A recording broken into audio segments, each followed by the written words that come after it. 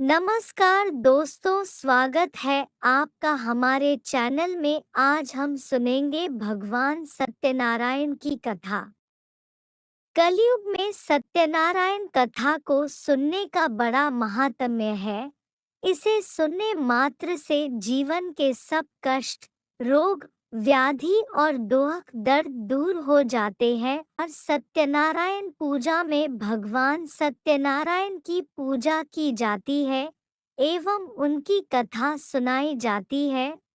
सत्यनारायण पूजा कुछ घंटे की पूजा होती है और इस पूजा में भगवान नारायण यानी कि विष्णु भगवान के सत्य स्वरूप की पूजा की जाती है।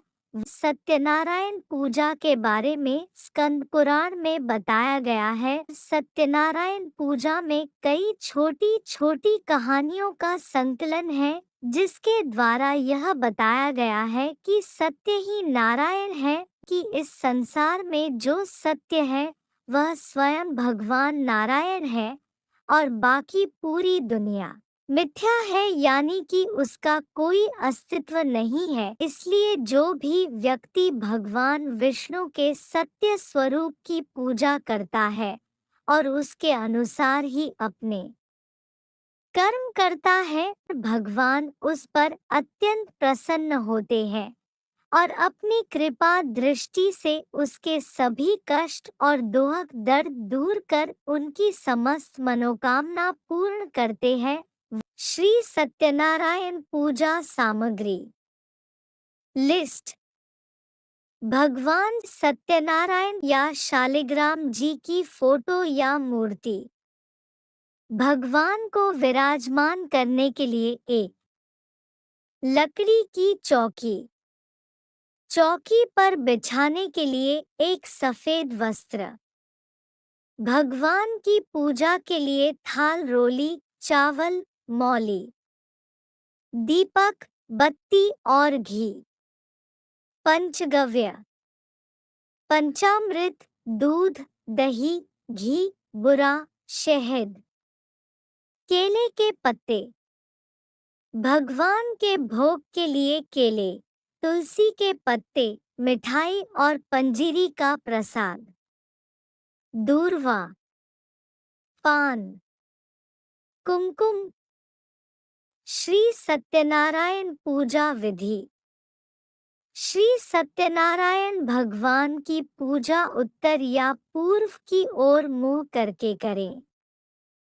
जिस जगह आप सत्यनारायण भगवान की पूजा कर रहे हैं, उस स्थान को साफ करें और संभव हो सके तो गाय के गोबर से उस स्थान को लीप देवें। उस स्थान पर अब चौकी को रखें। चौकी के चारों पायों के पास एक एक केले का पत्ता लगाएं। चौकी पर कपड़ा बिछाकर भगवान सत्यनारायण, शालिग्राम जी या ठाकुर जी की मूर्ति स्थापित करें। एक फोटो भगवान गणेश जी की भी रखें। एक घी का दीपक जलाएं। अब सबसे पहले भगवान गणेश जी का पूजन करें। भगवान गणेश को आह्वान करके उन्हें तिलक, रोली, मोली, चावल, दक्षिणा आदि अर्पित कर उनका पूजन करें। अब दशों दिक्पालों, नवग्रहों की पूजा करें। इनके पश्चात भगवान सत्यनारायण की पूजा करें। सत्यनारायण भगवान को स्नान कराएं, उन्हें वस्त्र उपवस्त्र पहनाएं, उन्हें पंचामृत अर्पित करें। अब सत्यनारायण कथा का पाठ करें। भगवान गणेश, श्री सत्यनारायण एवं अन्य देवताओं को भोग अर्पित करें। अब थाल में दीपक एवं एक अन्य दीपक में धूप डालकर कपूर जलाएं। अब सभी खड़े हो जाएं और भगवान की आरती गाएं।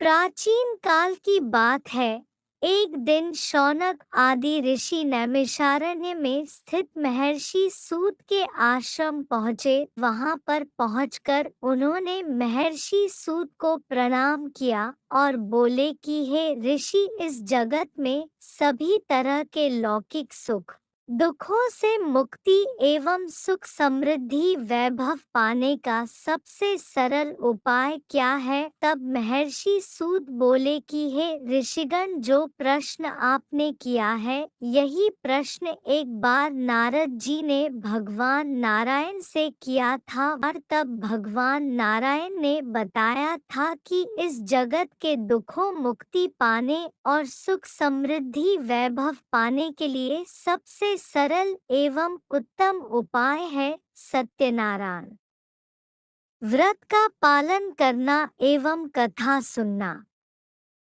सत्यनारायण व्रत के लिए सत्य निष्ठा के साथ सत्य आचरण करना ही भगवान सत्यनारायण की सच्ची आराधना है। सूत जी ने सभी ऋषियों से कहा कि आज मैं आपको सत्यनारायण कथा कहूँगा जो कि अति रोचक है और इसके सुनने से अत्यंत पुण्य फल प्राप्त होता है। एक बार काशी नगर में एक ब्राह्मण रहता था। वह बहुत ही गरीब था। खाने और पानी की तलाश में वह हमेशा भटका रहता था। उसकी इस स्थिति को देखकर एक दिन भगवान विष्णु एक ब्राह्मण का वेश रखकर उसके पास पहुँचे और उससे पूछा कि तुम इस धरती पर क्यों भटकते रहते हो? वह निर्धन ब्राह्मण बोला, है भद्र पुरुष, मैं अत्यंत निर्धन हूँ और भिक्षा मांगने के लिए ही मैं यहाँ वहाँ भटकता रहता हूँ।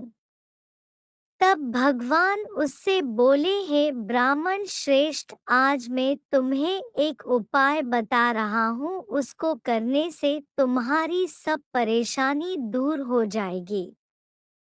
तब ब्राह्मण के वेश में भगवान बोले कि तुम्हें उत्तम फल प्रदान करने वाले सत्यनारायण व्रत कथा को करना चाहिए।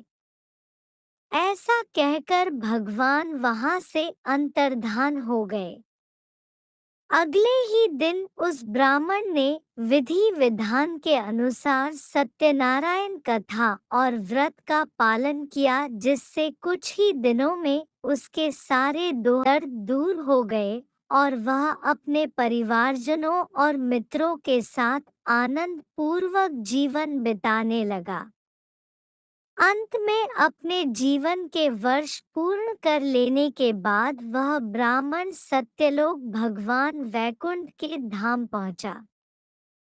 इसके अलावा एक और कहानी है कि कही जाती है, जिसे सूत सत्यनारायण के व्रत में ने ऋषियों को सुनाई थी। इस कहानी के अनुसार प्राचीन काल में उल्कामुख नाम के राजा थे, जो कि बहुत ही धर्मपरायण व्यक्ति थे। एक दिन वह अपनी पत्नी के साथ भद्रशिला नदी के तट पर सत्यनारायण व्रत पूजा कर रहे थे। तभी उधर एक साधु नाम का बनिया आया और राजा को इस तरह पूजा पाठ करते हुए देखकर वह राजा के पास गया और बोला, हे राजन, आप यह पूरे मनोयोग से किसकी पूजा कर रहे हैं? तब राजन बोले कि संतान प्राप्ति की कामना से मैं भगवान विष्णु की पूजा कर रहा हूँ।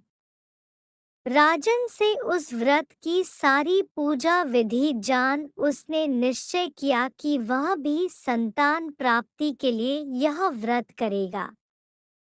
घर पहुंचकर उसने अपनी पत्नी लीलावती को सत्यनारायण व्रत की पूरी विधि एवं कथा सुनाई, जिसके बाद उसने कहा कि अगर उसे संतान प्राप्त हुई तो वह सत्यनारायण का व्रत करेगा।